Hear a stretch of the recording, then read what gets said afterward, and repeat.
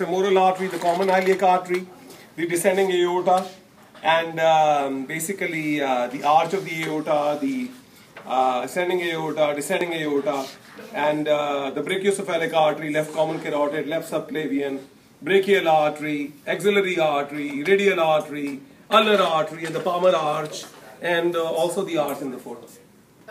So it's just these few blood vessels that you have. Right. Okay, it's lollipop. Right.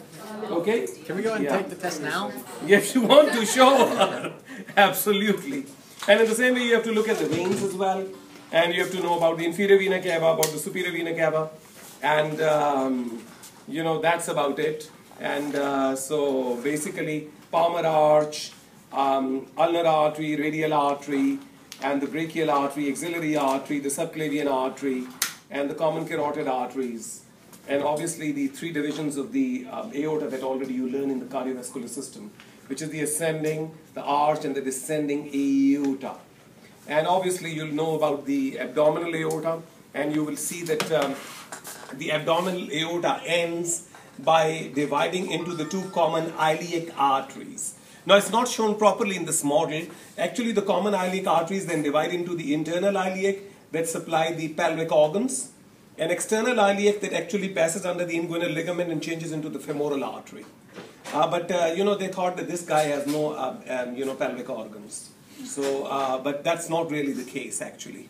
Common iliac artery divides into internal iliac that supplies the pelvic organs, and external iliac then which passes under the inguinal ligament and then changes into the femoral artery, ladies and gentlemen.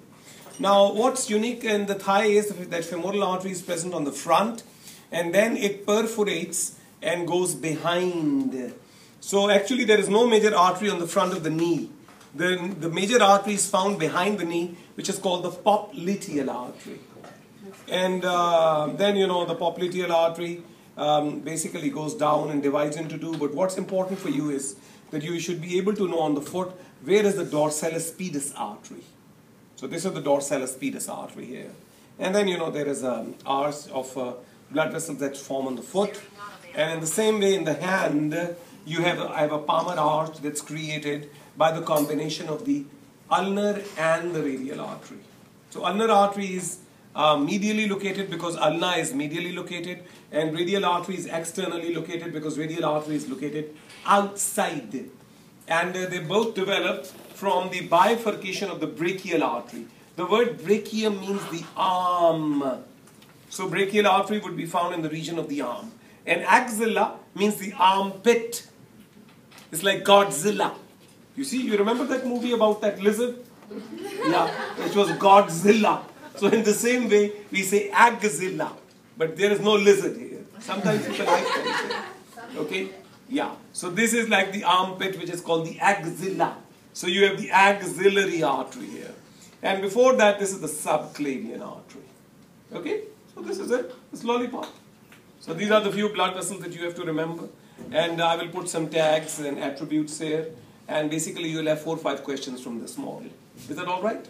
So I'm going to give you that list. I already have your USB drives. There are some pictures of histology that are expected for you to, you should be knowing them. I'm giving you all those pictures in that PDF file today. Okay?